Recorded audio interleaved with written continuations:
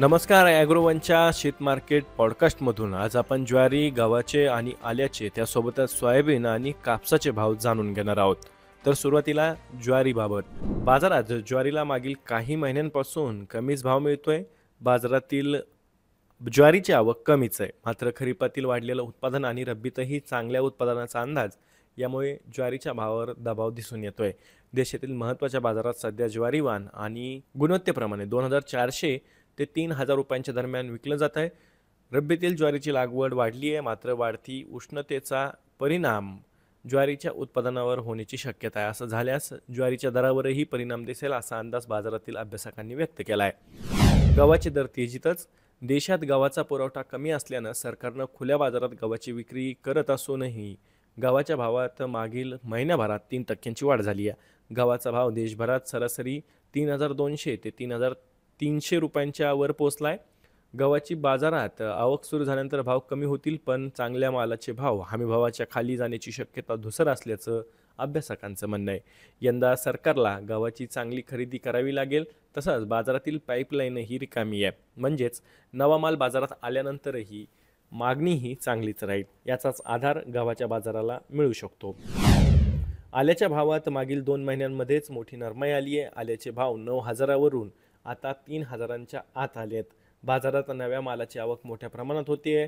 यंदा लागवडीच्या काळात आल्याला चांगला भाव मिळतोय.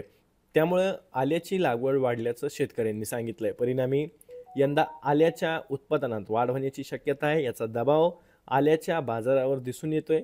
सध्या आल्याला 2,000 ते 2,500 रुपयांच्या दरम्यान भाव मिळतोय. बाजारातील आल्याची आवक आणखी काही आठवडे कायम राहील असा अंदाज आले बाजारातील अभ्यासकांनी व्यक्त केला आहे. आंतरराष्ट्रीय बाजारात सोयाबीन आणि सोयापेंड्याच्या भावात चढउतार सुरूच आहेत.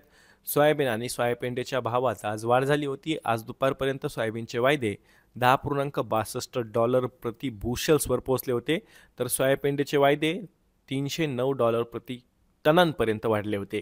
देशात सोयाबीनमधील मंदी कायम आहे.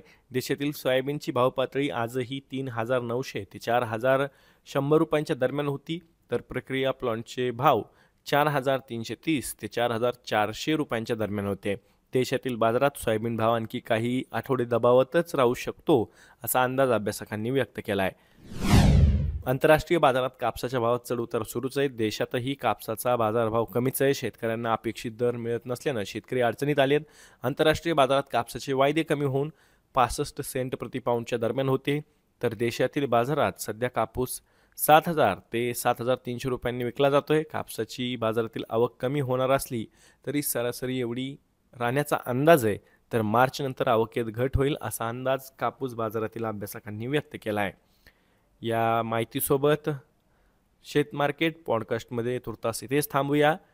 शेतमाल बाजारातील प्रत्येक अपडेटसाठी ॲग्रोवनच्या यूट्यूब चॅनलला सबस्क्राईब आणि फेसबुक पेजला लाईक आणि फॉलो नक्की करा.